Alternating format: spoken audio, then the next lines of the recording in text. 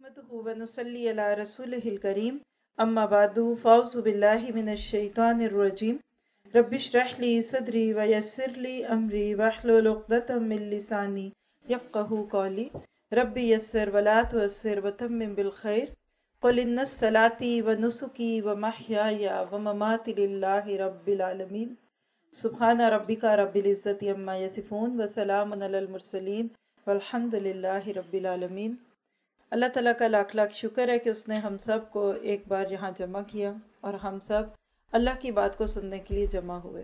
अशरे ज़िलहज जिसमें से हम इस वक्त गुजर रहे हैं, अल्हम्दुलिल्लाह इसमें करने के जो काम है उस वो तो अब बहुत सारे साथियों तक पहुँच चुकी है बात कि ये दिन रोज़े रखने के हैं और हर दिन का रोज़ा इंसान के लिए बहुत अजर का रोज़ा है।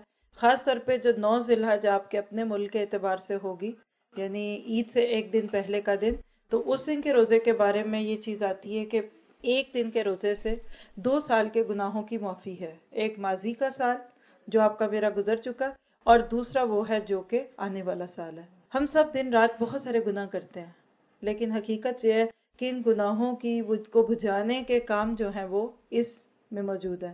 तो लिहाजा हमें इस चीज़ की अहमियत का एहसास होना चाहिए। फिर दूसरी चीज़ अब देखिए कि हम जो मुख्तलिफ चीज़ों में करेंगे, अगर हम एक एक चीज़ को लेके देख लें तो सबसे पहली चीज़ जो ज़िलहज क्या बल्कि हर चांद के साथ नबी सल्लम करते थे वो क्या था कि नए चांद को देखने का एहतमाम करते थे।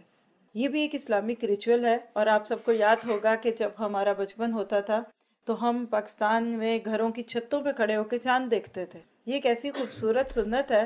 अल्लाह ताला ने रमज़ान के चांद के बारे में कुरान में भी जिक्र किया कि फमन शहिद मिनकुम शहर फलयसुमहु, कि बस तुम में से जो कोई शाहिद हो यानी गवाह हो इस चीज का कि चांद दिख गया तो उसको चाहिए कि वो रोजे रखे।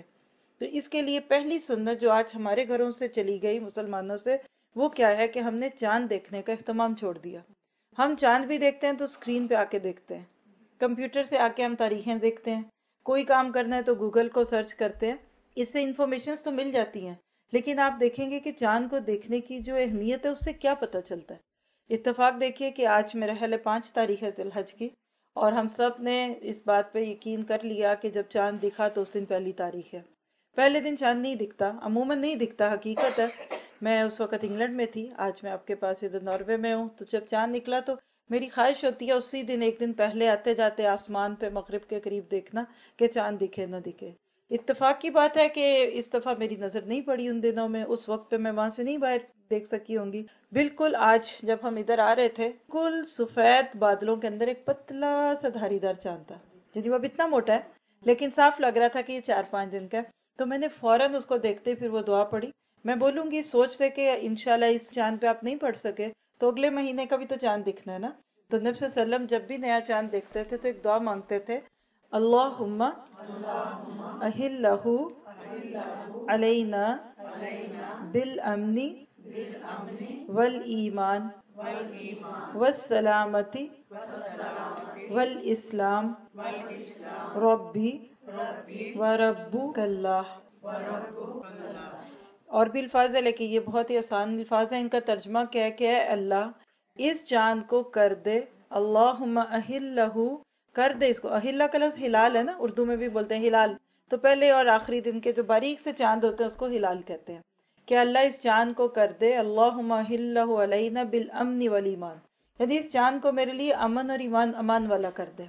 अपनी जुबान में अगर जो हमारे मुल्कों में बोली जाती है अमूमन तो हम क्या कहते हैं कि अल्लाह मेरे लिए पीसफुल कर दे, मैं अमन में रहूं। किस चीज से अमन में रहे? चोरियों से, डाकों से, कत्ल से, घर की कई खराबियां होती है ना। आप देखिए कि जन्नत की नेमतों में से एक बहुत बड़ी नेमत जो है ना अमन की होगी, वहाँ पीस बहुत होगा। आज हम अपने मुल्कों का सोचते हैं तो सबसे पहला ख्याल दिमाग में क्या आता है? एक सिस्टर से बात हो रही थी एक दो चंद दिन पहले, वो अपना एक्सपीरियंस सुना रही थी कि वो गई और ये वो हमें मजा आता है बहुत, लेकिन हम वहाँ सिक्योर नहीं होते। एक आम सी फीलिंग है कि हमारे बहन भाई भी वहाँ है, जान माल की हिफाजत नहीं। जब आप अपने इन मुल्कों में जहाँ आप लोग मौजूद हैं रहते हैं तो आपको एक हल्की सी फीलिंग आती है ना कि हाँ अमन है, ना हड़तालें, ना धरने, ना कुछ और ना कुछ। तो गोया कि ये अल्लाह की एक बहुत बड़ी नेमत है। तो हम अल्लाह ताला से अमन और अमान मांगते हैं। दूसरी चीज हम मांगते हैं वह सलामती वाल इस्लाम, सलामती भी दे और सलाम भी दे। क्या मतलब कि मेरा घर सलामत रहे, लड़ाई ना हो, झगड़े ना हो اور گھر نہ ٹوٹیں، دلوں میں بدگمانیاں نہ پڑیں. آپ دیکھیں کہ ہم سب کو ہر وقت ضرورت ہے نا.